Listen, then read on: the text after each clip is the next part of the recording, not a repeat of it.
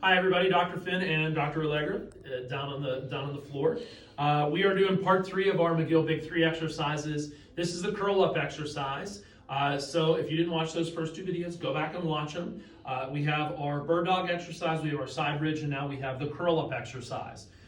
This one is maybe a little tricky, might be the most difficult one of the 3 that we teach. This is for your rectus muscles. So these muscles right here, the 6-pack muscles. Very important exercise and important to do them correctly. This is going to replace all of your sit-ups, leg lifts, 6 inches, you name it, drop them, get rid of them. This is the exercise actually that will engage the rectus muscles. So you want to be doing this exercise with your other 2 in the big 3. So Dr. Allegra is laying on his back.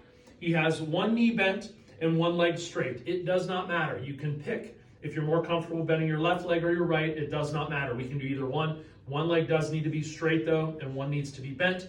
If you are getting symptoms into your legs, number 1, call our office, all right? We don't want that. However, if you do and you've been prescribed these exercises, most likely you're gonna wanna bend the affected leg. So if you're getting, let's say Dr. Allegra's getting some symptoms into his left leg, he's gonna bend that leg. It's gonna take some traction away from that sciatic nerve that's being impinged in his back. So he's got his hands under his lower back, and the objective there is to maintain a curvature. You do not want to push your back or flatten it into the floor with this exercise. We want to maintain what's called a neutral spinal curve. So when he engages, his hands are there to make sure that he does not push his low back into the floor with this movement. So what he's going to do is, this is step 1. He's got his elbows on the floor. He's going to keep them on the floor, and then our next progression will be a hovering. He's going to keep them on the floor. What he's going to do is he's going to start to engage his stomach muscles. So he's going to turn those on by bracing, by contracting them like I'm going to punch him in the stomach. He's going to turn those on, and then what he's going to do is he's going to push his upper back bones into the floor as he lifts his head, neck, and shoulders up off the floor about 2 to 3 inches. That is it. Doesn't have to lift for very high. It doesn't take much. A good cue here is think about lifting your shoulders rather than your head. If you lift your head, you'll have a tendency to cheat and bring your chin up. That will strain your neck muscles. If you start feeling strain in your neck, lower back down and reboot. Do it again. You should not feel strain in your neck. You might feel it after doing a few of these just because of fatigue in your abdominal muscles, but the essence here is we have to make sure we're doing it correctly. It's really more about doing them properly than doing a bunch of them. So he's pressing into the floor with his upper back and then lifting that head, neck, and shoulders as one unit off of the floor about 2 to 3 inches.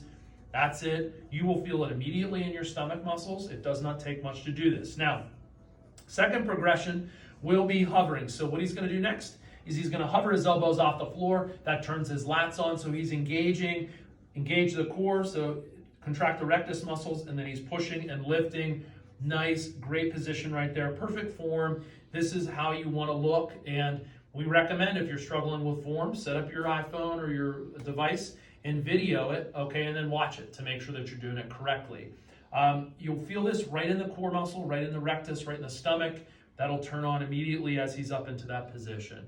So this is the third exercise of the big 3, and we utilize the same rep scheme, 10-second holds, 3, 2, 1 to start with. However, we don't do 3 and 3, 2 and 2, 1 and 1. It is purely 3, 2, 1. So a total of 6 repetitions, and then you progress from there. This one, you don't need to do both sides because you're just doing it right down the midline. So get to work on these. If you have some back issues, you should definitely be doing these on a daily basis.